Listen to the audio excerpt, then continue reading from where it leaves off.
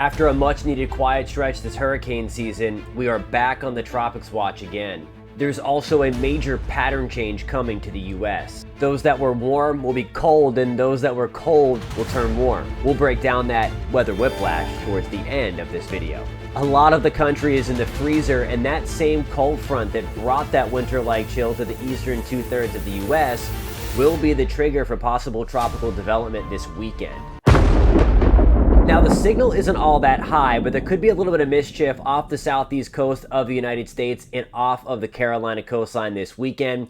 All things considered, this should not be a huge deal. And again, the signal relatively low, but nonetheless could have a sneaky storm develop off of the Carolina coast and move towards New England this weekend. We're also going to be paying close attention in the Caribbean as we get closer to Halloween. There's a weak signal that continues to grow in the Western Caribbean that's hinting at some tropical development as we move towards that 7 to 10 day period to close out October. First, what we're looking at here is the probability of the development of a tropical depression, and where you see the darker colors, that represents the higher probability. So you see there off the Carolina coast, that light gray, that is that area that we were just talking about. Again, a very weak signal. It's non-zero. That system could end up being a hybrid system, meaning it's part tropical, part non-tropical. We would call that a subtropical system. Again, still a lot of questions with that, but there is a possibility that something does develop off the eastern seaboard of the U.S.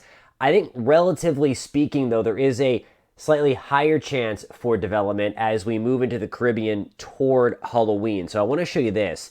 This is now on to the 24th and 25th, and we're looking down towards Panama, just northwest of South America, and you see that little bubble there expand, that bubble of blue and gray. Again, the signal's still not all that high, but you see it kind of expand as it moves through Central America, at least towards that area.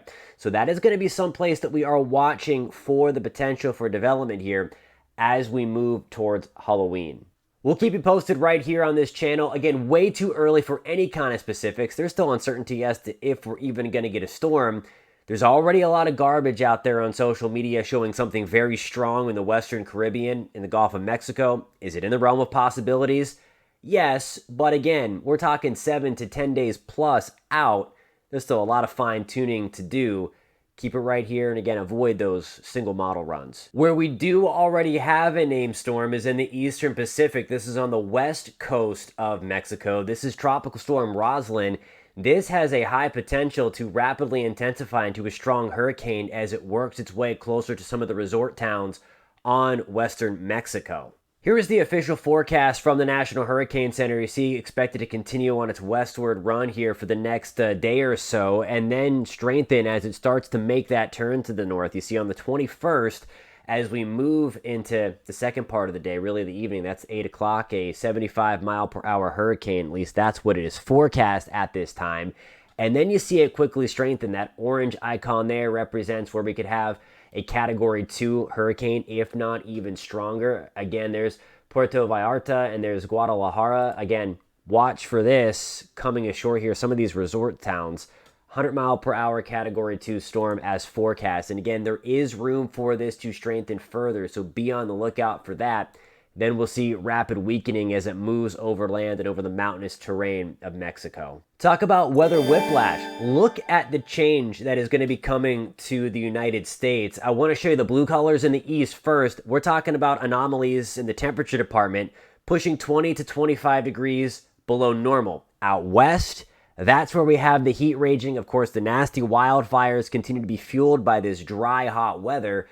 And you see there, the darker red indicates where we're 15 to 25 degrees above normal and breaking temperature records on the hot side. Watch this flip. It's crazy. Note where the blues and greens come back in. That's the anomalous cold that settles back into the Rockies and points west.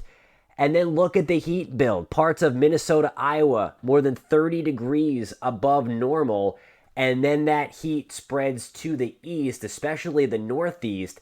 We're now looking here on the 25th and 26th of October. This unseasonably warm air then settles back into the northeast.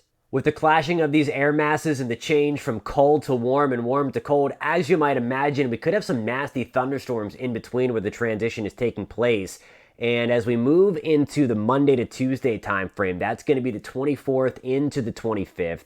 We could have some pretty nasty thunderstorms, again, right in the nation's midsection, really from Texas through Oklahoma, getting into Arkansas, all the way up into Missouri and Iowa. As we showed you, that warmth is going to be surging up through the Mississippi River Valley, and that is going to help fuel the potential anyway for some really nasty thunderstorms as we move into the early stages of next week. I want to show you a closer view here and how this could come together. And again, we're going to fine tune these details for you through the weekend and then especially early next week, as a lot is coming together and there's a lot of moving parts with this. But a closer look shows, again, that is the heavy rain associated with this system sliding through.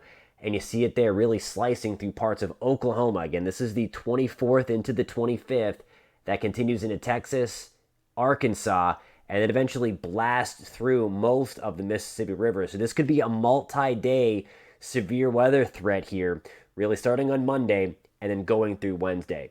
'Tis the season for these abrupt changes. This is known as the second season in the severe weather world, especially in places for the deep south and plains. We can get this secondary run of severe weather as we move through October and November, as we are seeing the clash of the air masses again. So we're watching that closely early next week. Of course, watching western Mexico for the chance for a very strong hurricane to make landfall on the western side. And then, that's the Pacific side, of course.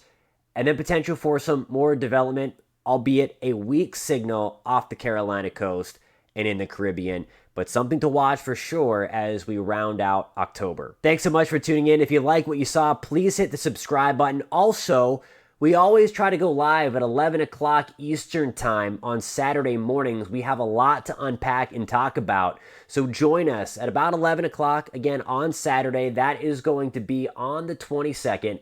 And again, we're going to break down the long-range tropics view as we move through the rest of October, talk about the crazy change in the weather as we showed you earlier in this video, and then break down the potential for a strong hurricane on the Pacific side of Mexico. Again, that's coming up at about 11 o'clock on Saturday, October 22nd. Hope to see you there. Come with your questions. Again, we talk all things weather on this channel as we track weather together.